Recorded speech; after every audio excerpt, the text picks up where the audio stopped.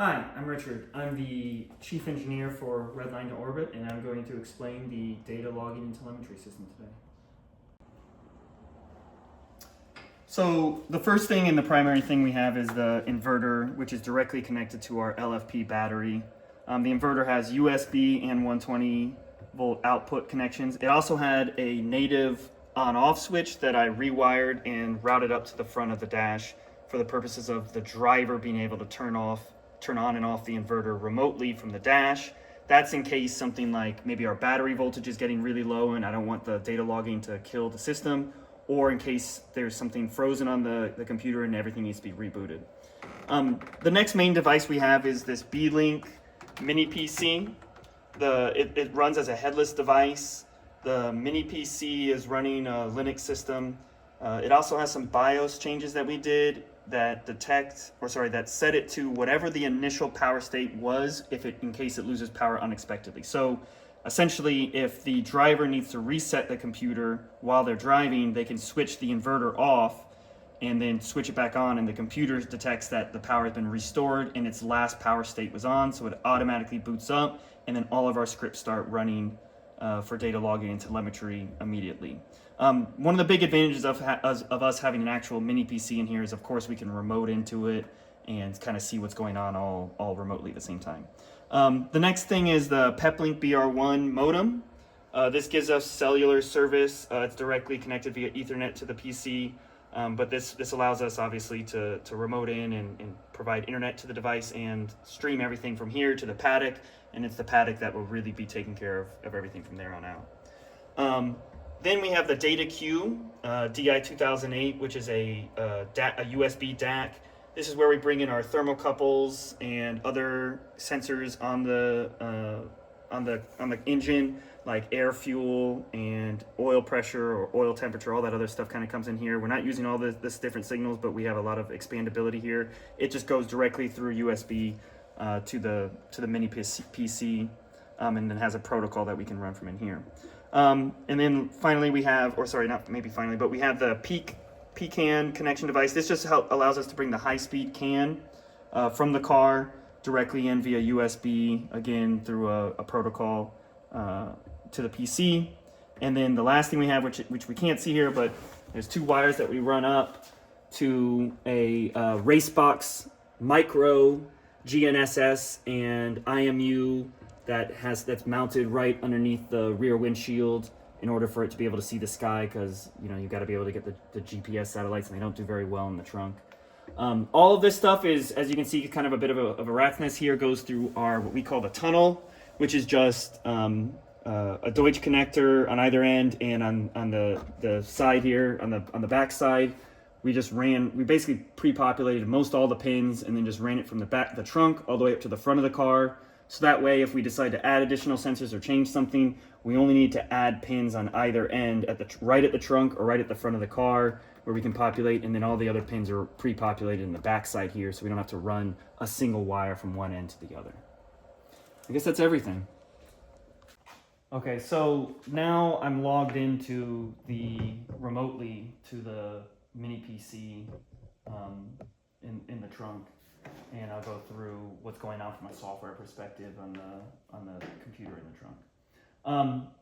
So the first thing we really have to do is, the first thing that we do is interface with the CAN network. So the CAN network the high-speed CAN network is generally proprietary information specific to your vehicle or your ECM.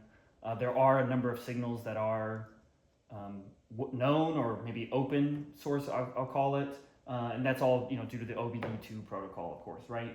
The problem with the OBD2 protocol, of course, is that all of these signals are request-receive rates. So they're generally, the more signals you ask for, the slower that rate will go. If we could just tap into the direct network of since we're already connected to the CAN network, we can just tap in and listen to the signals that the ECM is already sending to other devices, and we can get those at very, very high speeds.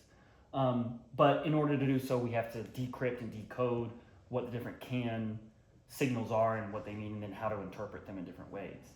So one of the first things we do is we start with a script that sends out a request-receive signal along these OBD protocols for some of the lower speed signals that don't really matter that we get in a really high refresh rate. Things like coolant temperature, which isn't changing, every 100 milliseconds, right? We only request it every like 10 seconds and things like that. Battery voltage, all that sort of stuff.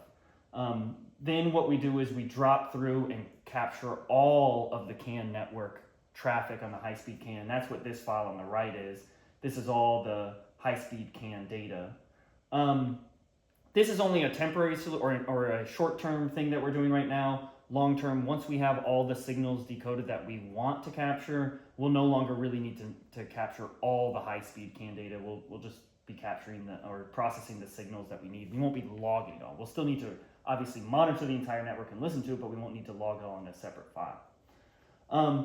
The next thing we do is we process all that CAN network data into something that's human readable, and that's what this file is. And these are just looking at the signals that really matter to us. We're looking at coolant temperature, intake air temperature, ambient air temperature, and battery voltage. Those are all the ones that we're requesting and receiving at a very low refresh rate. And then we have miles per hour, brake voltage, which is our position of our brake pedal, engine RPM, and accelerator pedal position. All of these we take at a higher CAN speed data. We also then, separately, we have the data queue DAC board, which data queue fortunately has a protocol that we can kind of interface with or follow that helps provide us direction on how we can decrypt all these signals that come in there. And then we have a bunch of known sensors that we have calibrated values on what those voltages and inputs mean, or thermocouples that are well-known conversions within data queues protocol. Those come in through a separate logging script, which is what I'm trying to write here. That's where we get oil temperature, oil pressure sensor, our air-fuel ratio, and then our boost and vacuum sensor signals within here, also logged within specific times. When we combine all those three in real time to what we're doing on during an actual track day, what we do is we can recreate, we create these plots in real time on what the vehicle is doing, right? In this case, I can see that we probably just started the vehicle, and then it's leveling out an oil pressure. I guess, you can see from the air-fuel ratio and obviously from where our vacuum gauge is at and everything. Of course, engine RPM here is showing at about 700 at this last data point. So we're at idle speed with no vehicle speed, no input on the brake pedal position or brake voltage here, which is brake pedal position, and accelerator pedal position. At the bottom is where those low speed request receive OBD signals are, all within coolant temperature, which we just kind of monitor within we monitor within a text file rather than within a specific graph itself. The last thing we've got then is we are inputting the GPS data from the both the GPS and the IMU on the race microbox. That we all log into an SQL database, which is what I'm showing here. And that gives us not just, in this case, we've got obviously the time that it was logged and the number of satellites. And of course, what's most important to us, the latitude and longitude, but we also get the IMU data, which gives us G-forces and then rotational energy within those three axes as well, which we can then process into a map that shows our vehicle moving along a path of around our house, a fake track where we show a start and finish line and different gates. We can obviously see the time of the GPS log, so I'm replaying an old log here compared to the time that's actually shown on the mini PC. But what we see is the number of satellites, which gives us a general gauge of how accurate our signal is. We can know what lap number we're on, which since we just started the log, our vehicle's on lap 0 and is about to initiate its first lap. See, it just started timing for our first lap. It'll give us the delta between our lap and our target time at each gate. So since we're on the first lap, we have no delta. We of course have the last lap time and then some other targets. There's of course more stuff we can do with this as time goes on. We could show things like how many laps has a specific driver done, or how many laps have we done cumulatively, things like that specific to whatever race or whatever display we want to do. But this is kind of a demo of how that GPS data would all come in and get overlaid in the future. That's everything we've got from a software perspective.